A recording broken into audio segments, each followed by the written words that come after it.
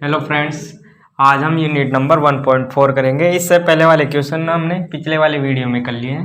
अब इसका 7वां क्वेश्चन देखेंगे। तो इसमें दे रखा है यदि a इक्वल टू एक्स अनुपात x एक प्राकृत संख्या है, a इक्वल टू ये दे रखा है, और b इक्वल टू दे रखा है x अनुपात x एक सम प्राकृत संख्या है, और c इक्वल टू दे रखा है x अनुपात x एक विषम प्राकृत संख्या है, और d इक्वल टू दे रखा है x अनुपात x एक अभाज्य संख्या है। अब हमें इसे रोस्टर रूप में लिखना है, तो रोस्टर रूप में लिखेंगे तो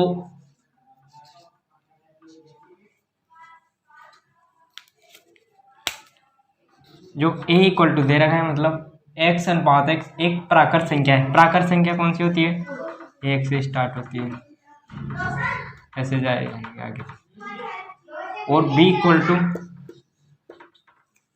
x अनुपात x एक सम प्राकृत संख्या है, तो सम प्राकृत संख्या मतलब 2, 4, 6, 8 ऐसे इंफिनिट।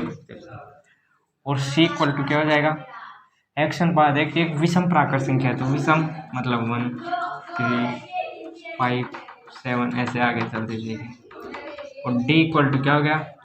x अनुपात x एक अभाज्य संख्या है। अभाज्य संख्या मतलब 2 हो गया, इसके बाद 3 हो गया, इसके बाद 5 हो गया, 7 हो गया, 11 हो गया, 13 हो गया, ऐसे आगे चलती जाएगी। अब इसके क्वेश्चन की तरफ चलते हैं। तो दे रखा है हमें a इंटरसेक्शन b ज्ञात करना है, मतलब a में और b में कॉमन एलिमेंट। तो कॉमन कौन सा है? 2 है, 4 है, 6 है, मतलब वही है सम प्राकृत संख्या। तो सम प्राकृत संख्या लिख देंगे, ऐसे आगे तक चलता जाएगा। अब इसका सेकंड आप करना इसी पैटर्न पर होगा, मैं इसका थर्ड करा देता हूँ। a इंटरसेक्शन d, a में और d में कॉमन एलिमेंट देखना है। तो 1 इसमें है लेकिन इसमें नहीं है, तो 2 है, इसके बाद 3 है, इसके बाद 5, मतलब वही आएंगे अभाज्य प्राकृत संख्याएं आएंगी। तो अभाज्य प्राकृत संख्या आएगी सारी। अब इसके बाद फोर्थ आपका ना मैं फिफ्थ करा देता हूँ। b इंटरसेक्शन d, b में और d में इंटरसेक्शन ज्ञात करना है। तो b में और d में कौन कौन सा कॉमन एलिमेंट है? 2 है। इसके बाद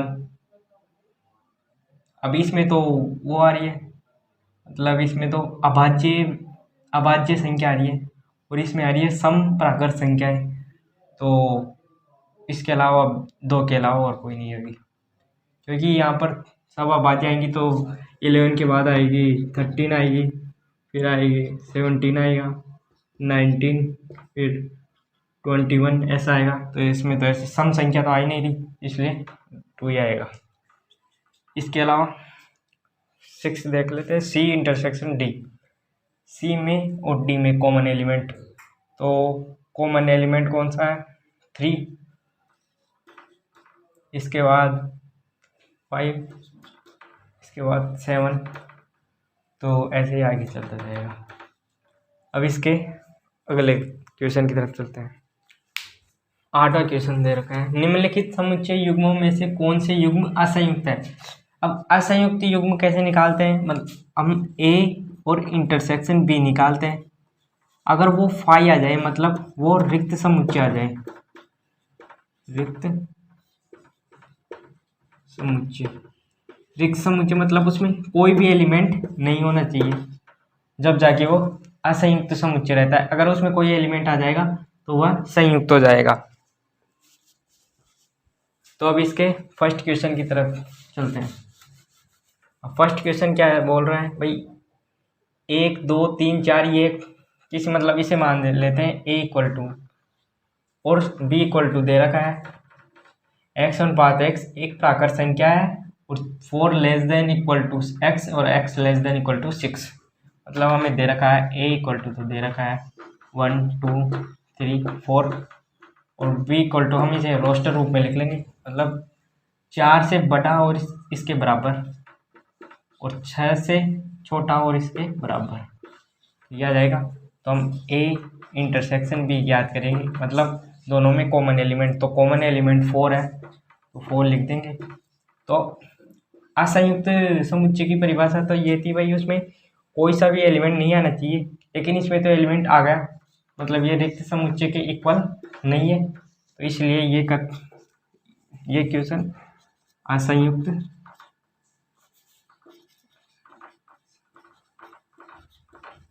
संयुक्त समुच्चय नहीं है। अब इसका 8वें का सेकंड देख लेते हैं।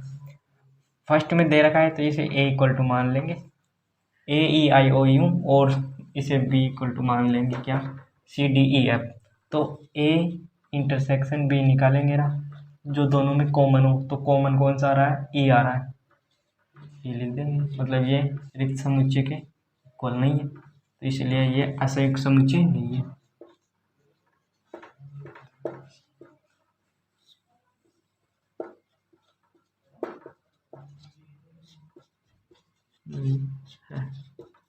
अब इसका थर्ड देख लेते हैं। थर्ड में क्या देगा, x अनुपात x एक समपूर्णांक है। समपूर्णांक मतलब पूर्णांक तो मतलब प्लस माइनस दोनों होता है, तो सम पूछ रहा है, तो जैसे -6 हो गया, -4 आ गया, सम बोल रहा है ना, -2 आ गया, +2 आ गया, वैसे ही 4 आ गया, 6 आ गया, ऐसे आ जाएगा। और second statement b equal to दे रखा है x अनुपात x एक विषम पूर्णांक है। तो विषम पूर्णांक मतलब -5, -3, वैसे ही -1 और 1, 3, 5, 7 ऐसे जाएगा। तो हम जब इसका a इंटरसेक्शन b निकालेंगे, तो इसमें तो सम है और इसमें विषम है, तो कोई भी कॉमन एलिमेंट नहीं होगा, तो इसलिए जो a इंटरसेक्शन b होगा ना, वो फाई आ जाएगा। फाई मतलब रिक्त समुच्चय, तो रिक्त समुच्चय है, तो इसलिए ये असंयुक्त समुच्चय होगा।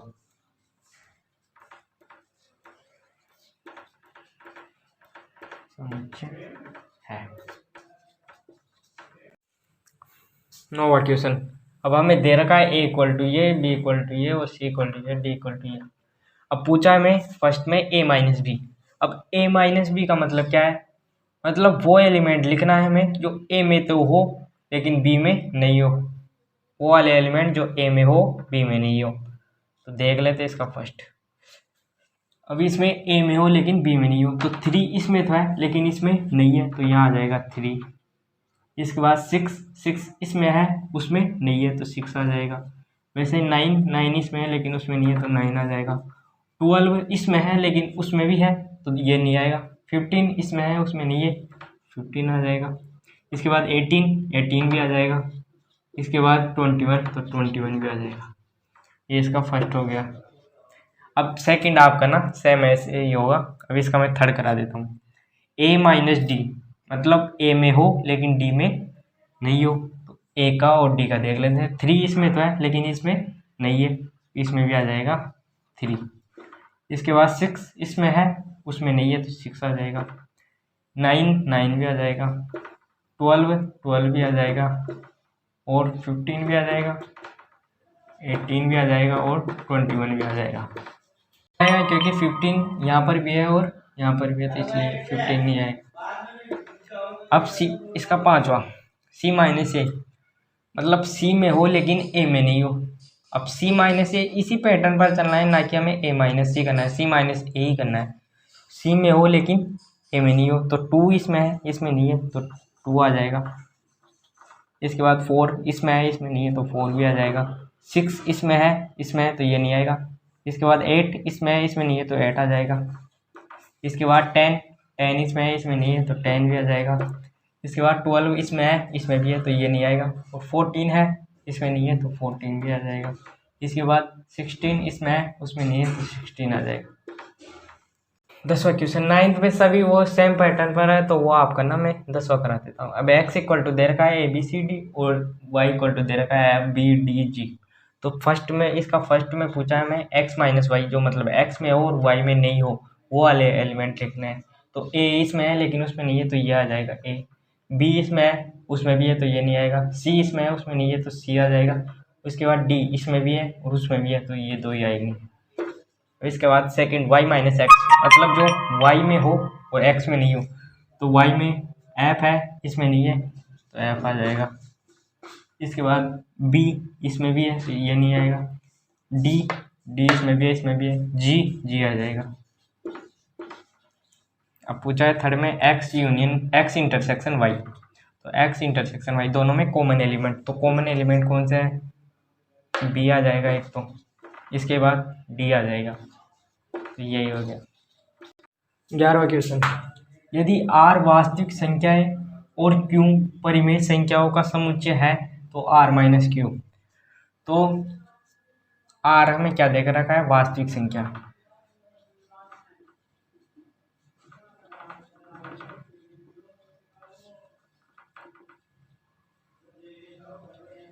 वास्तविक संख्या क्या होती है, परिमेय संख्या तथा अपरिमेय संख्याओं का योग। परिमेय संख्या प्लस अपरिमेय, और क्यों क्या देख रखा है, परिमेय संख्या।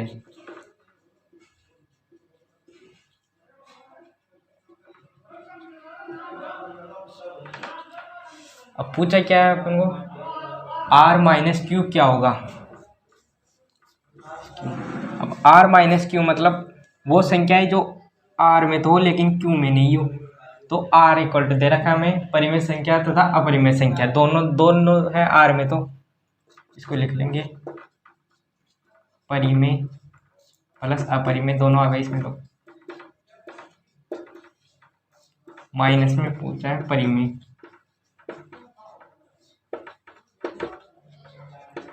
तो इसमें तो लेकिन इसमें नहीं हो, तो इसमें तो परिमेय है लेकिन इसमें भी आ गई परिमेय, तो परिमेय संख्या तो नहीं आएगी। अब अपरिमेय संख्या इसमें तो है इसमें नहीं है, तो ये अपरिमेय संख्या आ जाएगी।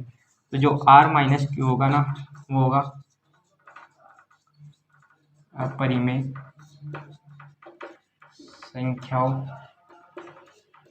का समुच्चय। 12वां क्वेश्चन, बताइए कि निम्नलिखित कथनों में से प्रत्येक सत्य है या असत्य, अपने उत्तर का औचित्य बताना है। अब इसका फर्स्ट देख लेते हैं, सत्य और असत्य वाला है। फर्स्ट 2 3 4 5 तथा 3 और 6 असंयुक्त समुच्चय। अब असंयुक्त हमें कैसे पता चलेगा, जैसे हम निकालेंगे a इंटरसेक्शन b, अगर इसमें कॉमन एलिमेंट कोई भी नहीं हो, मतलब रिक्त समुच्चय हो जब, तो वो असंयुक्त है। अगर कॉमन एलिमेंट आ गया तो असंयुक्त समुच्चय नहीं है। तो अब इसमें देख लेते हैं, फर्स्ट में 2 3 4 5 और 3 और 4, तो इसमें कॉमन एलिमेंट 3 आ गया ना, तो इसलिए ये रिक्त समुच्चय नहीं है। जबकि इसमें तो दे रखा है असंयुक्त समुच्चय है, तो इसलिए ये असत्य आ गया।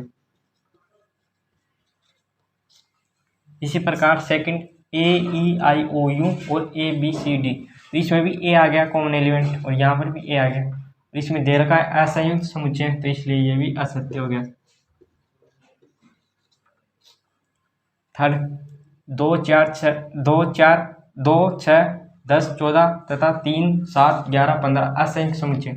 अब इसमें कॉमन 2 यहाँ भी नहीं है वहाँ भी नहीं है, इसमें कॉमन एलिमेंट कोई सा भी नहीं है, तो इसलिए ये सत्य हो गया। उसी प्रकार फोर्थ 2 6 10 तथा 3 7 11 असंयुक्त समुच्चय। अब इसमें कॉमन एलिमेंट कोई सा भी नहीं है, इसलिए ये भी सत्य हो गया।